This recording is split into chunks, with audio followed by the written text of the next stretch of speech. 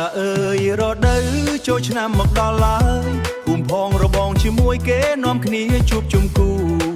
រីឯរូបខ្ញុំកំឡោះសក់ធ្លាក់ដល់ត្រចៀកនៅតែអង្គុយជ្រោម្នាក់ឯងកណ្ដាលវា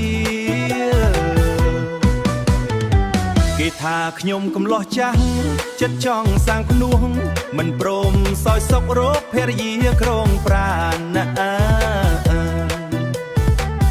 ការជុំទឹងដងក៏មិនចង់រើសមកដាក់ចិត្តប្រាណចិត្តនៅដាច់ដានស្មោះនៅម្នាក់ឯងឲ្យតែឯង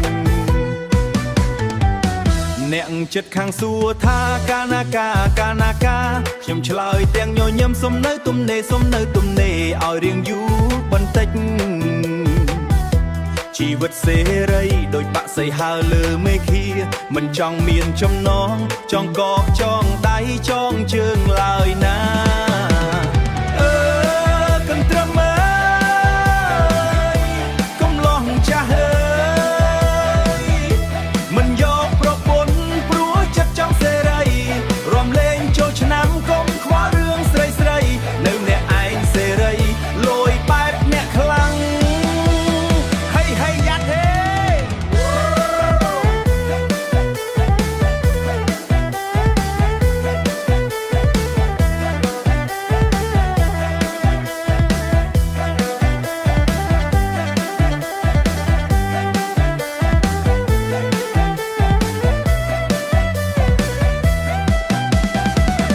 ចូលឆ្នាំមករងរំឲ្យរំកើដីភូមិរឿងយកភរិយាទុកមួយឡែក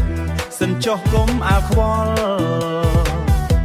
កុំលោះចាស់នៅក្មេងកំឡាំងនៅមាត់ចត់រំឡាំងនៅមាត់ចត់រំឲ្យរំលត់ចិត្តនៅទំនេរឲ្យសបាយឆ្នាំក្រោយចាំគិតឆ្នាំនេះសុំរំសិនកុំលោះចាស់មិនព្រមចុះចាញ់ចិត្តស្រី